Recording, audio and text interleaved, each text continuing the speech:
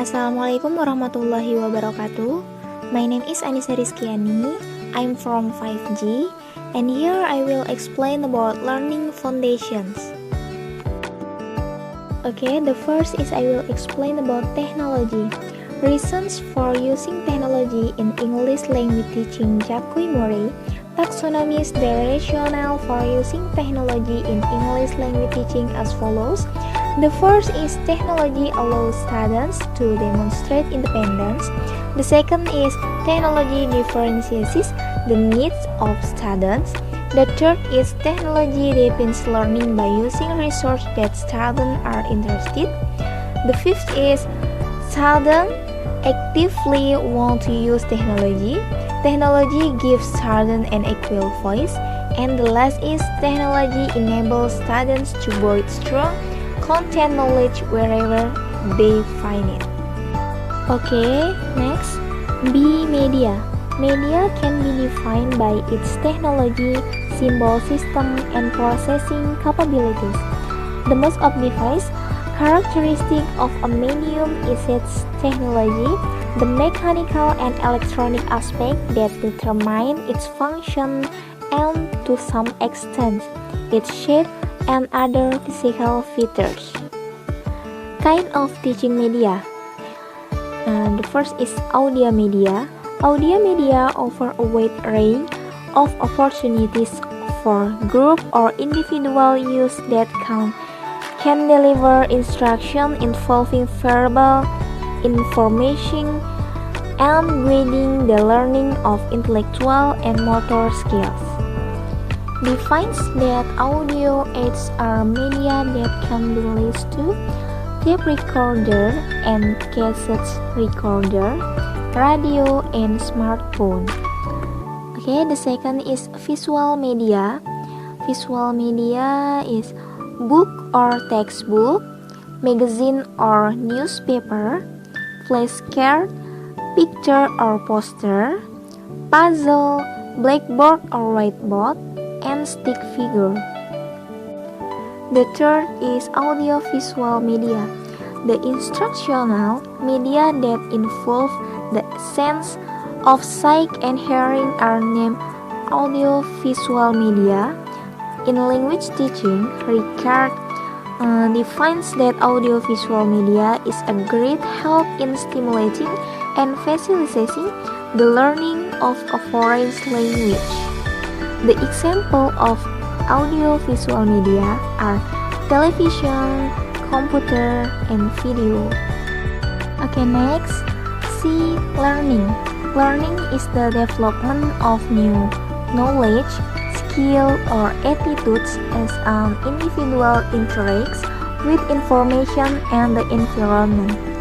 The learning environment includes the physical facilities, the psychological atmosphere, instructional technology, media, and method. Learning takes place all the time.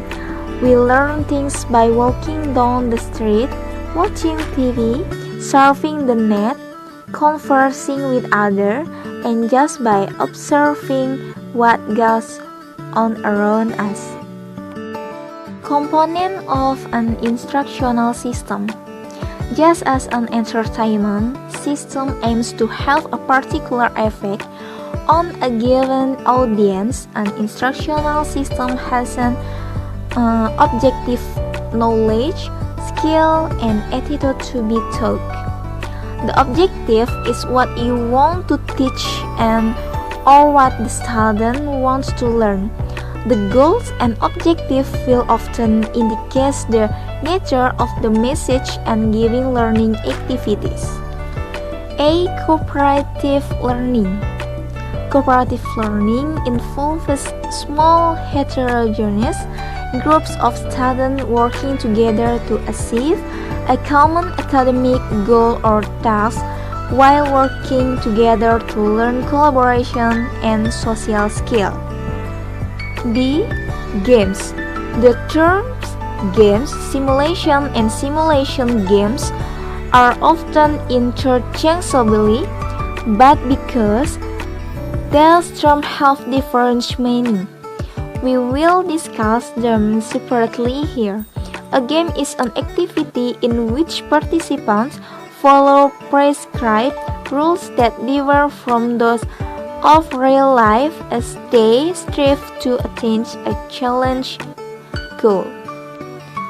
Next, simulations. A simulation is an abbreviation or simplification of some real-life situation or process. The simulation game.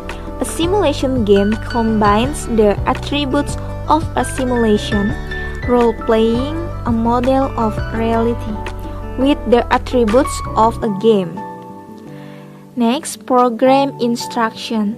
Program instruction was chronology, the first instructional system, and is an explicit application of principles of learning, theory, operant conditioning, or reinforcement theory. And the last is program tutoring.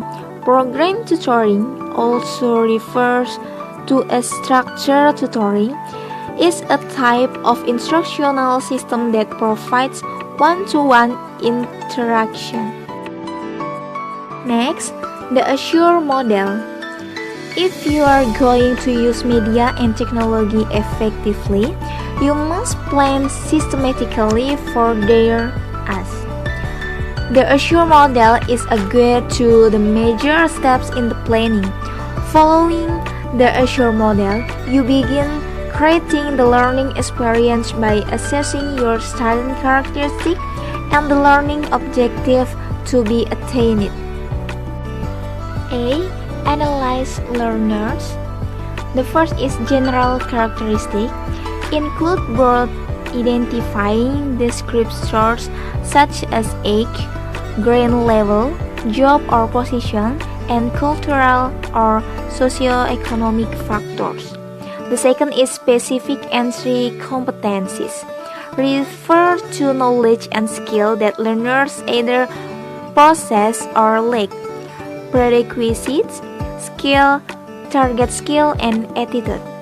The third is learning style, refers to the spectrum of psychological traits that affect how we perceive and respond to different stimuli such as exercise, aptitude, visual or auditory reference, motivation, and so on. B. State objective. The second step in the Azure model is to state the objective of instruction. An objective is a statement not of what the instructor planned to put into the lesson, but of what learners ought to get out of the lesson. Okay, the last is C. Select method, media, and material. A system plan for using media and technology centrally demands that the methods, media, and material be selected systematically in the first place. The first is choosing a method, choosing a media format, and obtaining specific material. Next, visual literacy. Consider the source of visual that are used every day for important communication purposes, such as the emergency information card in airplanes or highway signs that warn of dangerous curves or obstruction. Visual literacy can be developed through two major approaches. The first is input strategies, helping learners to decode or read visual proficiently by practicing visual analysis skill. And the second is output strategies, helping learners to encode or write visual to express themselves and communicate with others. Goals of visual design. For purpose of information instruction, good visual design tries to achieve at least four basic goals in terms of improving communication between the message source, teacher and the receiver learner. Ensure agility. A visual cannot even begin to do its job unless all viewers can be the words and image. As of visual design, this section outlines a set of procedures for carrying out visual design in such a way that these goals are achieved. We will group these decisions into three sets. The first is elements. Elements is selecting and assembling the verbal or visual elements to be incorporated into the display. The second is pattern, choosing an underlying pattern for the elements of the display. And the last is arrangement, arranging the individual elements within the underlying pattern. Okay, the last is pattern. It is very important to attract the viewer's sight so they will flow across the display in front of them. There should be some elements to include in the visual display shown.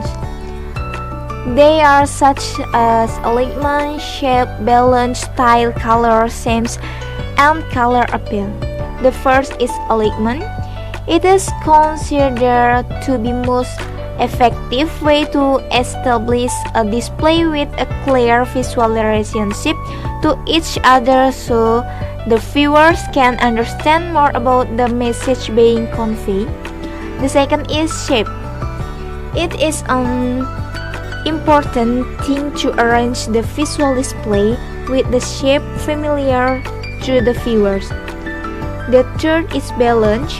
Balance is achieved when the weight of the element in a display are equally distributed on each side of an axis, either horizontally or vertically. Next, style. Different audience and setting call for different design style. Here means that a slide intended for adult audience, for example, should have different style from the one intended for elementary school age children. Okay, the last is color scheme. In displaying material, color plays an important role. Viewers are more likely to linger for over and to remember a display having pleasant color harmony than the display done with clashing color. Okay, I think enough for our presentation. Thank you for attention. Wassalamualaikum warahmatullahi wabarakatuh.